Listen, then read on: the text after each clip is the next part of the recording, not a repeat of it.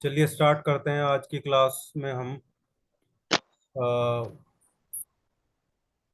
Enclosing spondylitis और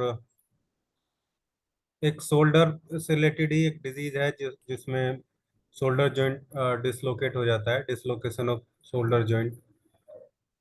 वैसे तो फ्रोजन शोल्डर के साथ ही एसोसिएटेड होती है, क्योंकि फ्रोजन शोल्डर वाली कंडीशन में भी कई बार डिसलोकेशन देखने को मिलता है, लेकिन इंजरी की वजह से या दूसरी प्रॉब्लम में भी डिसलोकेशन हो सकती है। तो उस कंडीशन में भी हम हालांकि लगभग लगभग वही रेमेडीज लेंगे, लेकिन थोड़ा सा हाई पोटेंसीज का जब यूज करते हैं तो चीजें अच्छे से उसमें मैनेज होती है, तो उसको भी मैं डिस्कस करूंगा। और प्लस एक एक बहुत अच्छा रिजल्ट आज फीडबैक मुझे मिला है खुद के पेशेंट से ही, और वो था डी एडिक्शन का था। उसका अभी मैं शेयर करूंगा आपको लास्ट में, प्रोटोकॉल के साथ ही जब बताऊंगा इस डिजीज में तब। फिर हम क्रेनियल नर्व को मैं स्टार्ट करूंगा। क्रेनियल नर्व 12 जो क्रेनियल नर्व्स होती हैं हमारी, उनको, क्योंकि ब्रेन की चीजें हम पढ़ रहे थे वहाँ पे, तो ये जरूरी हो जाती हैं ट्रीटमेंट के लिए भी, इनका समझना जरूरी है, एक्सटर्नल एप्लीकेशन के लिए भी समझना जरूरी है। तो इसलिए मैं मेन मेन एनाटोमिकली और फिजियोलॉजिकली चीजें आपको समझाते चल ही रहा हूँ। खैर अभी एंकिलोजिंग स्पॉन्डिलाइटिस, शॉर्ट में एएस भी बोलते हैं इसको, या स्पिंडलो ऑर्थोपैथी भी इसको जो है बोला जाता है मेडिकल टर्मिनोलॉजी में। लेकिन सबसे बड़ी बात यह है कि ये एक ऑटो इम्यून डिसऑर्डर है। और अब आप देखिए कितने सारे डिजीज ऑटो इम्यूनिटी से रिलेटेड हमारे बॉडी में हमें देखने को मिल रही है, और ये तो प्योर ही ऑटो इम्यूनिटी डिसऑर्डर है। HLA-B27 जो जो जीन्स होते हैं, उनके टेस्ट में अक्सर जो जेनेटिक फैक्टर हैं वो हमेशा इसके पॉजिटिव निकल के आते हैं इसके। और ऑटो इम्यूनिटी का जो इन्फ्लेमेटरी रिएक्शन है स्पाइन के एरिया में, वही देखने को मिलता है जो ऑटो इम्यूनिटी में मैंने आपको बताया था। ठीक है, macrophages, B lymphocyte, T lymphocyte, वो पूरा का पूरा सिस्टम क्रिएचर यहाँ पे देखने को मिलता है। इन्फ्लामेशन वाली कंडीशन है, खासकर जब ये वाली चीज यहाँ पे क्रिएट होती है। लेकिन एक्चुअली इसमें फ्यूजन भी देखने को मिलता है। फ्यूजन मतलब जुड़ जाना। ठीक है, दो चीजों का आपस में चिपक जाना। ये आप देख रहे हैं इस फिगर में, थर्ड वाला जो पोस्चर दिख रहा है आपको, यहाँ पे देखिए जो कॉर्नर है हमारे वर्टेब्रास के, वो देखिए आपस में जॉइंटेड दिख रहे हैं। स्पेस भी रिड्यूस हो जाता है, प्लस उनमें फ्यूजन भी देखने को मिलता है। और इस कंडीशन में ये समझो स्टिफ एक तरीके से, पहले स्टार्टिंग जो लेवल होगा उसमें बहुत स्टिफ हो जाएगी स्पाइन। मोस्टली स्पाइन की जो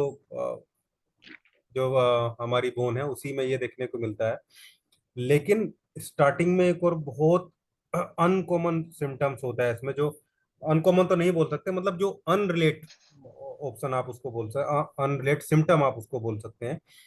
वो ये होता है कि इसमें जो आईज है हमारी, आईज का जो वाइट स्क्लेरा वाला एरिया है वो बहुत रेड रहने लगता है लगातार, कंटिन्यूस रेड वहां पे रहने लगता है। और विजन में भी उसको लॉस वहां पे कंटिन्यूस देखा जाता है। और इसके अलावा वो ब्लाइंडनेस की तरफ भी लीड कर सकता है, मतलब ब्लाइंडनेस भी जनरेट कर सकता है। तो ये यहाँ पे बैक पेन के साथ में, बैक स्टिफनेस के साथ में अगर आंखों के में ऐसी कंडीशन देखने को मिले, तो फिर वो समझ जाना चाहिए कि एनकिलोजिंग स्पॉन्डिलाइटिस ही है।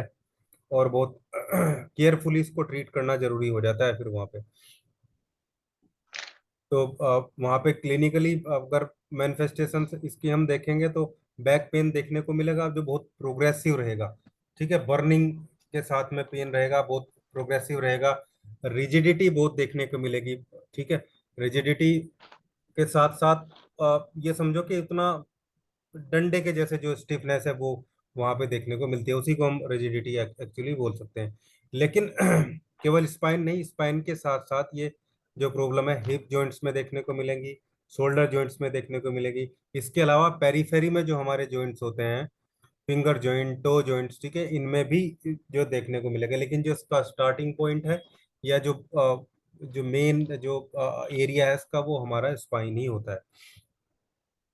इसके अलावा वाइटिस भी इसको देखने को मिलता है। वाइटिस मतलब वही redness of eyes, inflammation of eye बोल, आप उसको बोल सकते हैं।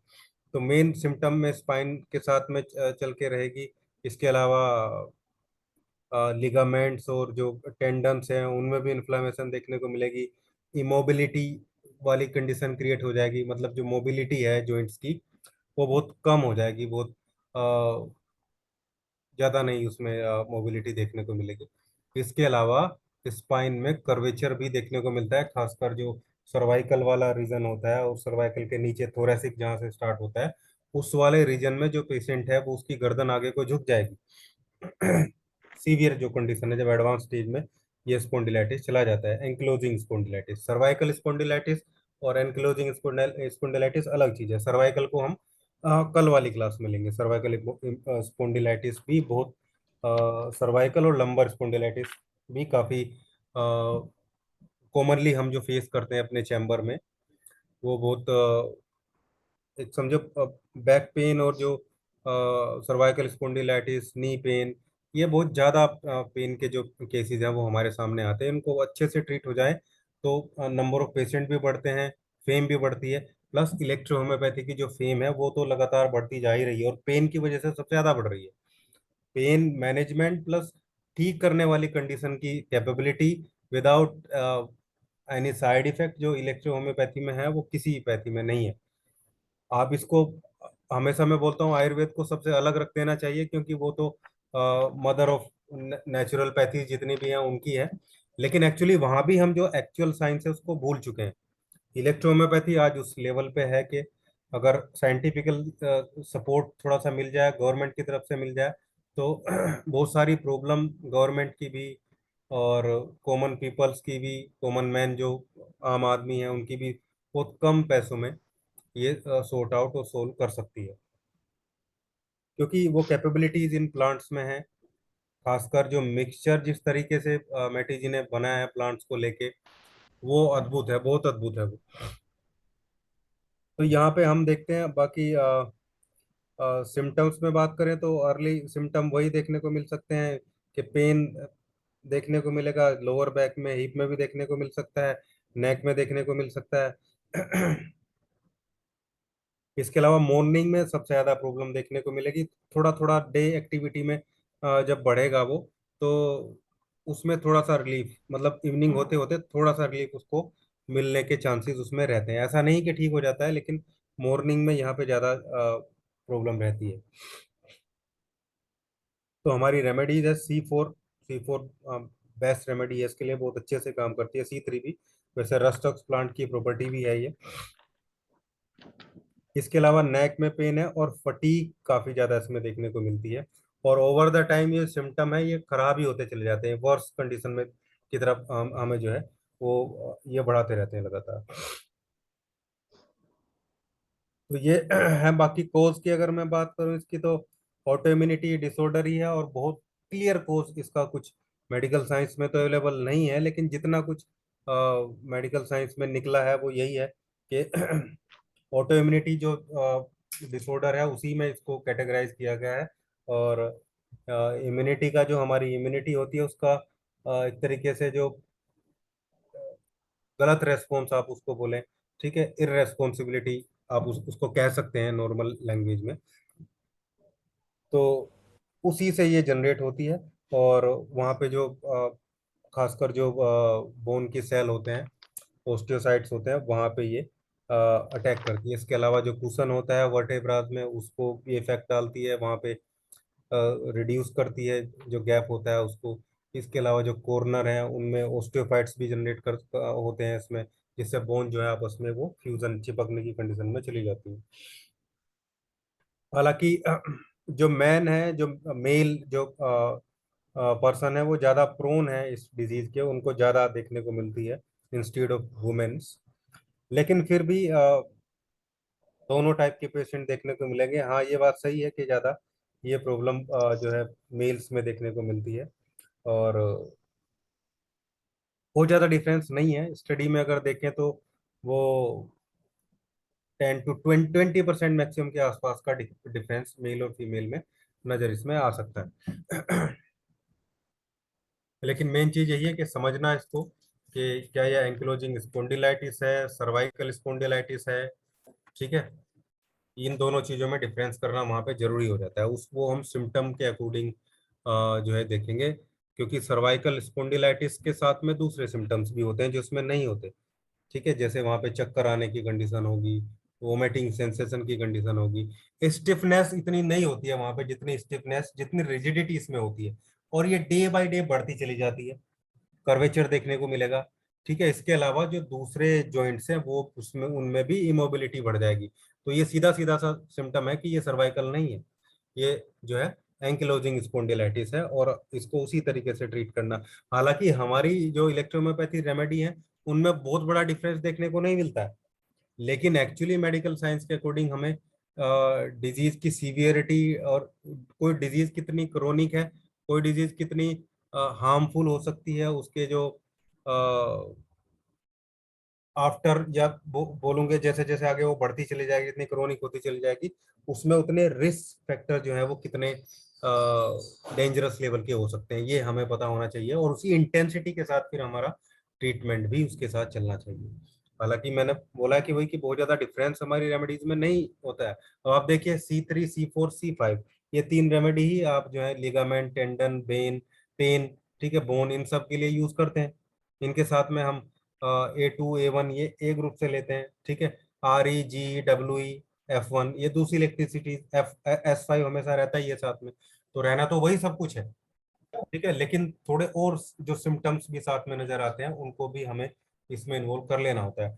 थोड़ा सा सपोर्ट जो हायर पोटेंसीज का होता है उसको अगर हम साथ में लेके चलते हैं तो थोड़ी और अच्छी कंडीशन देखने को जो है इसमें मिल सकती है। और बाकी इसमें जो अगर आप रोल देखेंगे तो ब्लू इलेक्ट्रिसिटी का रोल भी यहाँ पे रहेगा। उसका रीजन ये है कि इसका जो पेन है वो बर्निंग सेंसिटिविटी लिए रखता है, बर्निंग सेंस जो है उसको वो लेके साथ में रखता है। डब्ल्यू हमेशा चलेगी, डब्ल्यू तो बेस्ट रेमेडी है। और C4 हमेशा रखनी है हमें। ठीक है, S6 रखना है हमें, C6 रखना है हमें। क्यों रखना है? क्योंकि यहाँ पे जो मिनरलाइजेशन है उसको भी मैनेज करना है हमें, और मेंटेन करने वाली चीज वहाँ पे निकल के आती है। एक्सटर्नल एप्लीकेशन बहुत जरूरी हो जाती है। इसके अलावा ऑटो इम्यूनिटी की प्रॉब्लम है तो वैनमन का रूल भी इसमें हमारे साथ रहना ही रहना है। तो इस तरीके से हम इसको जो है ट्रीट ट्रीटमेंट जो है ले सकते हैं, इसको सेलेक्ट कर सकते हैं प्रोटोकॉल पे।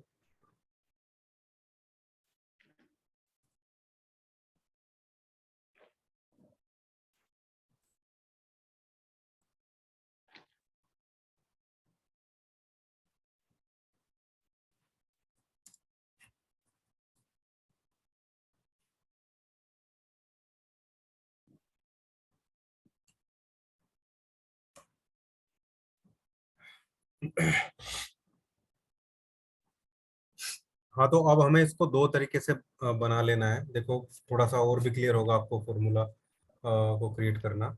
हमें एक फॉर्मूले में डब्ल्यू ही लेना है, एक फॉर्मूले में बी लेना है। अब आप देखिए, डब्ल्यू तो किसी को भी सपोर्ट करेगी, ठीक है, लेकिन बी का सबसे बढ़िया सपोर्ट रहता है, जैसे S6 के साथ में, ठीक है, जैसे C6 के साथ में, और L1B।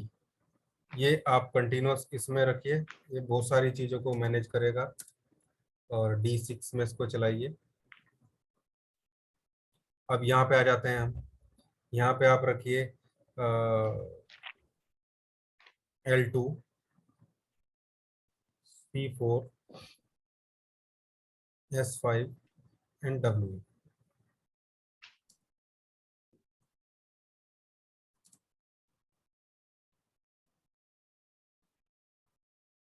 बहुत ज़्यादा क्रोनिक स्टेज है तो आप इसको चाहें तो D10 से स्टार्ट करके नीचे की तरफ लेके आ सकते हैं। अदरवाइज तो आप D6 से शुरू करें। मैक्सिमम केसेस जो आ रहे हैं उसमें D6 से रहेगा। और पेन कॉम्प्रेस, RE वाला जो पेन कॉम्प्रेस है, और पेन ऑयल, ये कंटिन्यूअस हमें वहाँ पे एक्सटर्नल एप्लीकेशन के जो स्टेज है उसमें हमें चलाते रहना है। इसके अलावा अब क्योंकि ऑटो इम्यूनिटी डिसऑर्डर है, तो when 1000, और चाहे तो आप S5 को भी दे सकते हैं, S5 1000। ये आप उनका, जो पेशेंट आपके पास आते हैं, ये कंटिन्यूसली आप उनका चलाते रहें।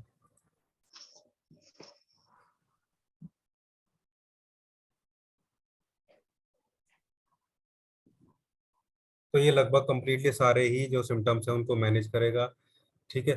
और धीरे धीरे नॉर्मल जो सिचुएशन है उसकी तरफ लेके आएगा। हालांकि टाइम टेकिंग जो डिजीज है ये, ऐसा नहीं आप किसी पेशेंट को बोलेंगे कि इतनी जल्दी ठीक हो जाएगा, उतनी जल्दी ठीक हो जाएगा, क्योंकि वैसे तो वो खुद ही आपके पास ही काफ़ी क्रोनिक स्टेज में लेके आएंगे, लेकिन स्टार्टिंग में कोई आता है तो वो जल्दी ठीक हो सकता है। क्रोनिक वाले पेशेंट में टाइम है, 6 महीने, 6 मंथ तो मिनिमम ड्यूरेशन होती है, जिसमें हम किसी डिसीजन पे पहुंच सकते हैं। 6 मंथ इतना सा ड्यूरेशन है कि हम किसी स्टेज पे पहुंच के ये बोल सकते हैं कि हाँ, अब जो है इतना डिफरेंस क्रिएट हो गया। ठीक है। हालांकि 3 मंथ में एक कोई CT स्कैन, MRI करा के देख लेना चाहिए। एक्सरे से उतना क्लियर नहीं होता है इसमें, लेकिन फिर भी ये काम करेगा। इसके अलावा अब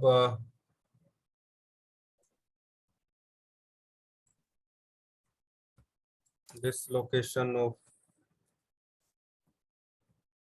शोल्डर, शोल्डर जॉइंट।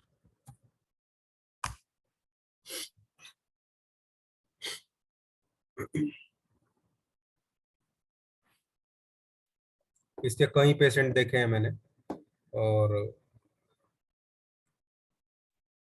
हालांकि हायर जो पोटेंसीज हैं उनका बहुत बड़ा रोल इसमें रहा है, खासकर F1 1000 का। और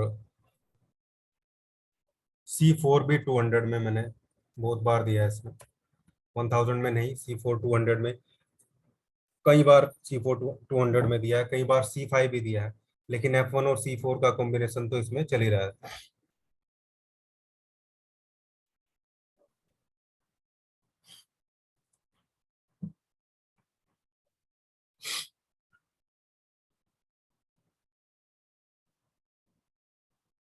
अब जो रेगुलर इसमें जो ट्रीटमेंट है वो S5 का रोल रहेगा, क्योंकि जॉइंट के डिसलोकेशन में वहाँ के लिगामेंट्स का भी बहुत बड़ा रोल देखने को मिलता है। ठीक है। लिगामेंट्स और टेंडन का बहुत बड़ा रोल उस पर्टिकुलर जॉइंट में रहता है, अगर वहाँ पे ये सब कुछ अवेलेबल है।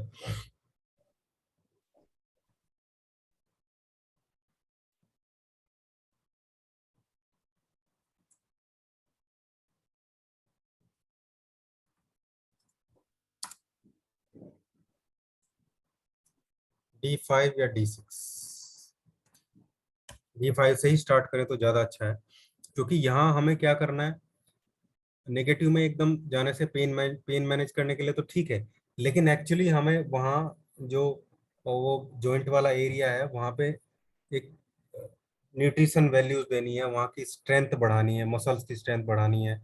और जो एक तरीके से जो पकड़ है उस पर्टिकुलर जो एरिया की, वहाँ उसको हमें इम्प्रूव करना है। इसलिए अगर D5 से दे तो ज़्यादा अच्छा है। D4 में देने से कई बार पेन बढ़ सकता है, और D5 में पेन जो है बढ़ने के चांसेस ना के बराबर होते हैं। तो D5 से स्टार्ट करें, भले ही चाहे आप स्टार्ट कर लें 7 to 8 ड्रॉप से या 10 ड्रॉप से शुरू कर लें।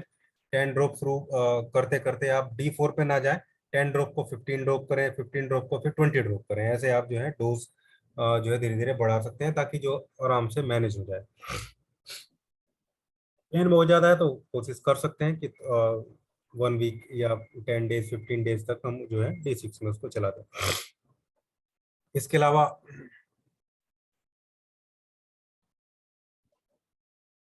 C11,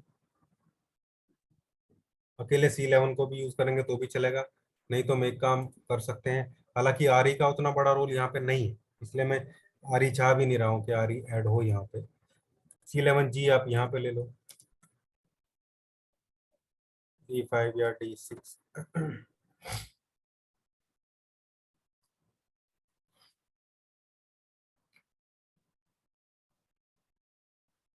वो 1000 वाले, ठीक है, 200 वाले जो चीजें हैं, ये कंटिन्यूस हमें अपनी सिचुएशन के अकॉर्डिंग पेशेंट की उनको लगातार वहाँ पे चलाते रहना ही पड़ेगा।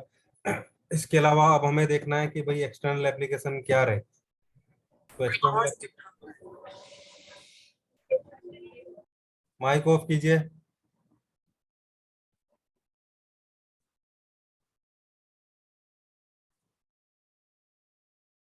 तो एक्सटर्नल एप्लीकेशन में क्या रहे, एक्सटर्नल एप्लीकेशन में आरई तो हमें ऐड करना है, वो ठीक बात है, लेकिन S5C4, और अगर ए ग्रुप में से आप यहाँ A2 ले तो ज़्यादा अच्छा जो वर्क है वो करेगा। बाकी दूसरी जो रेमेडी है उनके, बाकी A2 को यहाँ पे एक और यूज़ मैं बताऊंगा आपको, वो भी यूज़ किया है मैंने, अभी याद आया मेरे। F2, WE एंड RE, इसको D4 में अप्लाई करना है। ऑयल से ही करें तो ज़्यादा अच्छा है, कॉम्प्रेस से कई बार दिक्कत बढ़ जाती है। नॉर्मल कॉम्प्रेस कर सके तो ठीक है, बाकी ऑयलिंग ही ज़्यादा अच्छी है। A2 का मैं आपको बता रहा था कि A2 मैंने इसमें बहुत यूज़ किया है कई बार, क्योंकि ऐसे पेशेंट को कभी भी ये जो सिचुएशन देखने को मिलती है। इसके अलावा अगर डिसलोकेशन हो गया, और इसमें फिजियोथेरेपिस्ट की हेल्प आपको लेनी पड़ेगी, ये ध्यान रखना है। अगर आप सिर्फ अकेले ट्रीट करने की कोशिश करेंगे तो उसमें टाइम लग सकता है, पेशेंट इरिटेट भी हो सकता है। तो आपको जो है फिजियोथेरेपिस्ट जो है उनकी सिटिंग अपने यहाँ रखनी है। आपके यहाँ विजिटिंग है तो ठीक है, नहीं तो आपको उनको रेफर कहीं ना कहीं करते ही रहना है, वो ज़्यादा अच्छा है। वो आपकी रेमेडी का सपोर्ट इतना गजब मिलेगा कि वो ठीक हो जाएगा परमानेंटली ही। उसका जो शोल्डर, जो कि बहुत 20% लोग ही, 20-30% लोग ही रिकवर होते हैं मॉडर्न मेडिकल साइंस के अकॉर्डिंग। अदरवाइज सारी उम्र उनको शोल्डर डिसलोकेशन जो है वो होते ही रहता है, होते ही रहता है, एक बार डिसलोकेट हो गया तो। लेकिन फिजियोथेरेपी के साथ में अगर आप ये हमारी रेमेडीज का यूज करेंगे तो बहुत अच्छे रिजल्ट आपको मिलेंगे। तो मैं बोल रहा था कि क्योंकि इसमें मान लो डिसलोकेट हुआ, फिजियोथेरेपी की हेल्प से, आपकी रेमेडी की हेल्प से वो चीजें वहां पे मैनेज है, लेकिन फिर भी उसको एक चीज पर्टिकुलर जो पेन है वो होता रहता है। और बारिश के मौसम में थोड़ी सी ठंड बढ़ने पे, मतलब नॉर्मल गर्म मौसम चल रहा है, बारिश होने से एकदम ठंड हो जाती है। तो इस ऐसी कंडीशन में या ठंडी में, ठीक है, या कहीं रात को सोते हुए वो दबे रह जाने की वजह से कई बार बहुत ज्यादा पेन इसमें जो है देखने को मिलता है। तो इंटरमिटेंटली आप A2 का 1000 या 200 के ग्लोब्यूल उसको देते रहे, कंटिन्यूस नहीं देना है। एक्चुअली क्या है, A2 को मैंने देखा है, A2 200 मैनेज तो करता है पेन को, लेकिन 3-4-5 डोज देने के बाद में ये एक तरीके से इसकी एक क्या बोलेंगे उसको, जो रिवर्स इफेक्ट हैं वो थोड़े से हमें देखने को मिलते हैं। ठीक है, एक तो इसी का काम करना बंद हो जाता है। दूसरा, ये दूसरी मैंने देखा है कि कई बार ये दूसरी रेमेडीज को भी शायद इसके किसी प्लांट की वजह से हाई डायल्यूशन में देने से, तो उनके असर को थोड़ा ये कम जो है कर देता है। कैंसर पेन में भी A2 का 1200 यूज होता है, लेकिन इंटरमिटेंटली ही वहाँ पे उसको यूज किया जाता है, इंटरमिटेंटली ही ये हेल्प करता है। जैसे होम्योपैथी में बेलाडोना होता है, एकदम से कोई पेन आया, किसी को पेन हुआ तो बेलाडोना की 2-4 ड्रॉप दे दी। लेकिन अगर लगातार वो जो पेशेंट है वो बेलाडोना उसको देते रहेंगे, लेते रहेंगे, तो एक कंडीशन ऐसी आएगी कि वो काम करना बंद कर देगी, वो काम करेगी नहीं। ठीक है, उसी चीज में ही मान लो किसी को एकदम से आई पेन हुआ, एकदम से हेडेक हुआ, एकदम से बुखार हुआ, तो वो काम करेगी, ऑन सेट चीजों पे काम करती है वो। हमारे पास भी है बेलाडोना, C13 में है, देखो, S12 में है। S12 को मैंने जब S12 पढ़ाया तो मैंने आप लोग को बताया था कि S12 केवल आई के लिए नहीं, आप उसको हेडेक में भी दे, एकदम से हेडेक आया आप दे दीजिए, काम करेगी। खैर, ये था हमारा एक दूसरा जो मैं एक और प्रोटोकॉल शेयर करने वाला था आपके साथ में। ठीक है, तो अल्कोहलिज्म, हालांकि यहाँ पे इस पेशेंट की भी इच्छा शक्ति थी कि वो उसको रिड्यूस करके बंद करना चाहता है। हालांकि उसकी रिड्यूस करने की थी, बंद करना तो नहीं था, लेकिन वो इतना काफी रिड्यूस हो गया। और कि 3 मंथ में वो बोला कि 2 या 3 टाइम्स जो है उसने जो है उसको क्रेविंग हुई है। 2-3 टाइम क्रेविंग क्रेविंग स्टार्टिंग के डेज को अगर छोड़ दिया जाए 7-8 दिन को, उसके बाद उसकी क्रेविंग बहुत ज्यादा कम हो गई, बहुत कम हो गई। अब उसको दिया क्या था मैंने, उसको दिया था मैंने S1 का 10th डाइल्यूशन दिया था बिफोर मील, खाने के पहले 10 ड्रॉप। उसके बाद S12 पढ़ाते हुए मैंने बताया था कि डी एडिक्शन में बहुत हेल्प करता है।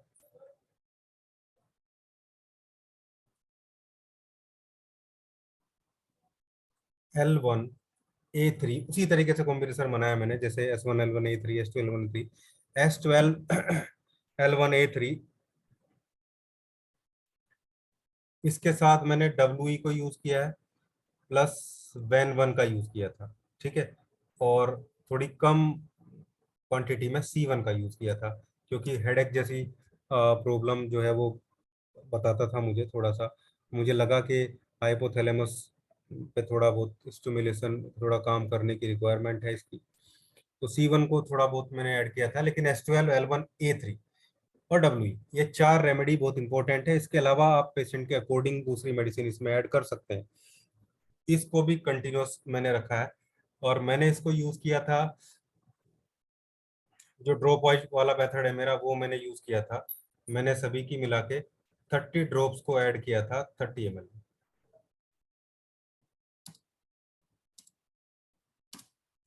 और ऐसे मैंने उसको 2 बार जो है ये फर्स्ट टाइम 60 ml के ड्रॉपर उसको ऐड करके दिया था, और सेकंड टाइम उसको 30 ml, मतलब लगभग 90 ml मेडिसिन उसने कंज्यूम करी है।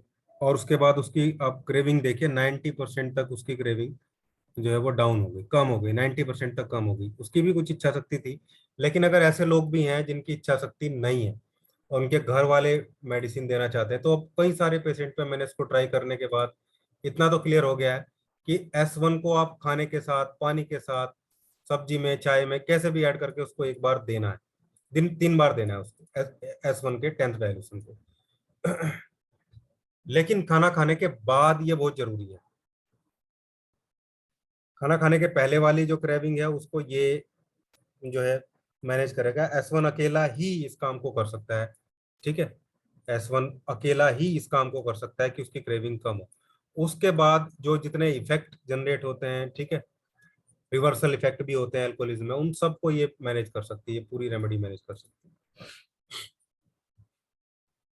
तो बताए बिना बताए कैसे भी पेशेंट को ये देना है। और S1 10th डायल्यूशन में तो इतनी गजब रेमेडी है कि अगर कोई पेशेंट ने ड्रिंक किया हुआ है, उसको हैंगओवर है, कैसी भी कंडीशन है, आप S1 का 10th डायल्यूशन बना रखा है, इवन 30th और भी बेटर है। S1 का 30th डायल्यूशन या पोटेंसी जो भी आप यूज करते हैं, उसमें बहुत ज्यादा डिफरेंस नहीं है, मैंने आपको समझाया भी था। डाइल्यूट करना मतलब डाइल्यूशन, स्ट्रोक देके आपने उसको पोटेंटाइज कर दिया तो वो पोटेंसी होगी। ये बहुत सारे भ्रम हैं जो फैले हुए हैं। तो मतलब 10 बार डाइल्यूट कर, ये चीजें हैं, आप ये समझो। और मोस्टली 1/9 को मैं प्रीफर करता हूँ। ठीक है। डेसिमल स्केल वाले डाइल्यूशन जो होते हैं, वैसे 147 वाले भी कई जगह बहुत अच्छे हैं। वैसे तो हम ड्रॉप वाइज में देते हैं तो हमें खुद ही नहीं पता कि वो कौन सा रेशियो वहाँ पे फॉलो हो रहा है। तो मैंने आपको एक क्लास में बताया भी था कि जब आप ड्रॉप डालते हैं, कई बार 199 का रेशियो बनता है, कई बार 150 का बनता है। ठीक है। और कई बार 1999 मतलब 999 वाला रेशो बनता है। कई बार ऐसा रेशो बनता है जो एक्चुअली बुक में टर्म है ही नहीं। तो ये सब केमिस्ट्री की बातें हैं। ठीक है। एक तरीके से मैं बोलूँ तो फिजिकल केमिस्ट्री एक चीज होती है, जो फिजिक्स प्लस केमिस्ट्री, दो चीज इन्वॉल्व होती है उसमें। जिसको बेस बना के ही अब जो नई थ्योरी चल रही है, क्वांटम फिजिक्स वाली जो नई थ्योरी है या क्वांटम मैकेनिक्स वाली जो नई थ्योरी है। एक्चुअली तो क्वांटम मैकेनिक्स जो है वो बहुत गहरी चीज है, और हम जो जो हमारे खासकर जो जो पुराण्स हैं, जितने वेद और पुराण हम बोलते हैं, तो जो पुराण है वो सारी चीजें ही बाहर निकल के आ रही हैं। आप पढ़ेंगे, देखेंगे, समझेंगे तो वही चीज निकल के आएगी। क्वांटम फिजिक्स वही है। एक्चुअली जो बेस है क्वांटम फिजिक्स का वो तो ये बताता है कि एक पार्टिकल, मतलब किसी भी चीज को बहुत छोटे पार्टिकल लेवल पे चले, सब एटॉमिक लेवल पे अगर हम चले जाएं, तो कोई भी सब एटॉमिक पार्टिकल एक ही टाइम पे एक से ज्यादा जगह रह सकता है। अब बताइए, क्या ये, अगर हम देखें तो क्या ये आज की थ्योरी है? ये बहुत पुरानी, हजारों साल पुरानी थ्योरी है, जिसको अब जो है साइंस समझ रहा है। तो वही चीज है। दूसरा और बहुत सारी चीजें हैं जो फिर जब होम्योपैथी के प्रिंसिपल को सूडो साइंस बोला गया कई बार, कि भाई ये जब मेडिसिन का पार्ट नहीं बचा, 10th 10 बार डाइल्यूट करने के बाद 1/9 से कुछ नहीं बचता है पार्टिकल, तो फिर वो मेडिसिन कैसे काम करती है? तो एक्चुअली जो पहले स्टार्टिंग में जो साइंस थी, उन्होंने होम्योपैथी वालों को समझा ही नहीं। एक्चुअली तो होम्योपैथी भी इंडिया से ही गया हुआ है। सूक्ष्म आयुर्वेद जो है वो इंडिया से पहले चीन गया, चीन से फिर वो यूरोप में एंटर हुआ। ठीक है, नालंदा यूनिवर्सिटी से वो चीन में गया। तो स्टार्टिंग में साइंस, क्योंकि ये जब तक ये रिसर्च नहीं होगा ये मानेंगे नहीं, तो वो सूक्ष्म आयुर्वेद ही है जो वहां पे चीज आई थी, लेकिन उनको वो मानना नहीं था। फिर जब पिछले ये 10 साल से, ठीक है, क्वांटम फिजिक्स और क्वांटम मैकेनिक्स, ये सारी चीजें नई रिसर्च, सर्न का प्रोजेक्ट, ठीक है, गोड पार्टिकल का प्रोजेक्ट, ये चीजें आई हैं, तब से ये सूडो साइंस जो होम्योपैथी को बताते हैं लोग, ये सब लोग एकदम से गायब हो गए। पहले तो यूट्यूब पे बड़ी बड़ी एक एक दो दो घंटे की वीडियो आपको मिलेगी, आप ढूंढना चाहे, बहुत बड़े बड़े साइंटिस्ट, खासकर मॉडर्न मेडिकल साइंस से जुड़े हुए, वो बोलते हैं, मजाक लेते थे वो, लेकिन अब वो सब गायब हो गए, कोई नहीं मिलता है, क्योंकि एक्चुअली वो प्रूव हो गया कि डायनामाइजेशन भी कोई चीज होती है, पार्टिकल को चार्ज किया जा सकता है। इवन अगर एक पार्टिकल और दूसरे पार्टिकल के बीच में डिफरेंस बहुत ज्यादा है, लेकिन उनका जो रूट है वो एक ही है। अब आप समझना इस चीज को, ये कितनी पुरानी चीज है। मतलब दो, आप समझो कि दो आदमी, एक आदमी यहाँ रहता है, एक आदमी कहीं दूर रहता है दिल्ली में, दो पार्टिकल की बात कर रहा हूँ। तो एक ऐसा इफेक्ट जो एक आदमी पे डाला जाए वो दूसरे पे भी इफेक्टिव होगा। मतलब यहाँ एक पार्टिकल पे कोई इफेक्ट डाला जाएगा केमिकली या फिजिकली किसी तरीके से, दूसरा पार्टिकल जो उससे बहुत दूर है लेकिन निकला इसी में से, उस पे भी वो इफेक्ट पड़ेगा। तो क्या ये जो जो पुराने जो एस्ट्रोलॉजी है, क्या उस उससे मैच नहीं करती है? एस्ट्रोलॉजी का क्या मतलब है? कि बहुत दूर कहीं कोई ग्रह है, नेपच्यून है या मार्स है या मून है, उस ग्रह पे कुछ घटना घटित हो रही है, उनका इफेक्ट जो है वो कहाँ पे पड़ रहा है? पृथ्वी पे आके पड़ रहा है, जो उस पे लोग रह रहे हैं। ये, अब आप अगर आप समझोगे, बड़े बड़े साइंटिस्ट के मुंह से सुनेंगे, क्वांटम फिजिक्स यही तो है, दो पार्टिकल अलग अलग जगह हैं तो भी उनको एक जगह से इफेक्ट किया जा सकता है। और वही सब जो डाइल्यूशन में निकल के आती है सारी चीजें। अब एक दिन में ये पढ़ने वाली चीज नहीं है। अगर मैं भी पढ़ने बैठूं, ठीक है, मैं फिजिक्स का स्टूडेंट हूँ, मेरी ग्रेजुएशन फिजिक्स के साथ है, ठीक है, फिजिक्स केमिस्ट्री बायोलॉजी, लेकिन क्वांटम फिजिक्स बिल्कुल अलग सब्जेक्ट हो गया। अभी बहुत सारी कल्पनाएं भी हैं उसमें जो एक्चुअली प्रूव नहीं हुई है। तो वो छोटे छोटे पॉइंट उनमें से लोगों ने ले लिए हैं जो उनको समझ में आता है, कुछ मेडिकल साइंस वालों ने, ठीक है, कुछ फार्मेसी वालों ने, सब अलग अलग चीजें ऐसे ले ली। खैर चलो, मैं 30 की बात कर रहा था कि S1 को 30 में जब आप देंगे, तो ये हैंगओवर को प्लस जो रिवर्सल इफेक्ट होते हैं उनको, ठीक है, उन सबको ये मैनेज कर सकता है 30 में। 10th में देने से ये धीरे धीरे चीजों को कवर करता है, लेकिन 10th में देने के बाद में 1 महीने, 2 महीने, 3 महीने बाद इसको धीरे धीरे नीचे लेके आना चाहिए। और S1 को D4 के ग्लोब्यूल बनाने तक उसकी मेडिसिन चालू रखनी है। यानी कि 10th से फिर 9th, ठीक है, 8, 7, 6, ऐसे धीरे आते आते जब हम फर्स्ट डायल्यूशन पे आएंगे तब जाके वो रोकनी है, यानी कि 6 महीने, 7 महीने का टाइम। फिर बाद में जब वो खुद बोलेगा कि फ्रीक्वेंसी बहुत कम हो गई है, तो आप 15 दिन में रिड्यूस करते चले जाओ। एक्चुअली जब ये D4 में जाएगा, जब ये D4 में इसके ग्लोबुल जाएंगे, तो वो इतना मेंटली स्ट्रोंग कर देगा उस पर्सन को, बहुत ज्यादा स्ट्रोंग कर देगा। इसके अलावा एक और बहुत अच्छा यूज मैं आपको बताता हूँ इसके लिए, ये लेकिन ये उसके लिए चलेगा जो जिसमें इच्छा शक्ति है। जो जिंजर होता है, अदरक जो होता है, वो बहुत अच्छा डी एडिक्शन की रेमेडी है। उसको भी यूज कराइए आप। खासकर बहुत सारी जगह आपने पढ़ा होगा और मैंने तो यूज भी कराया है उसको, ठीक है। छोटे छोटे टुकड़े करके उसके, और जो ब्लैक सोल्ट होता है, काला नमक होता है, वो लगा के थोड़ा सा नींबू वगैरह निचोड़ के उसको सुखा के और पैक कर देना चाहिए। फिर वो उसको थोड़ा थोड़ा रोज खाएगा, सुखाने के बाद में, धूप में सुखाने के बाद में। वो भी बहुत अच्छा इफेक्ट डालता है। उसका कारण मैं बताऊंगा, अभी मीटिंग एंड होने वाली है। और उसका रीजन क्या है, मतलब क्यों वो ऐसा इफेक्ट उसका नमक और जो नींबू है वो लगाने के बाद आता है। फिलहाल ये एंड एंड हो जाएगी, उसके बाद आप कनेक्ट करना।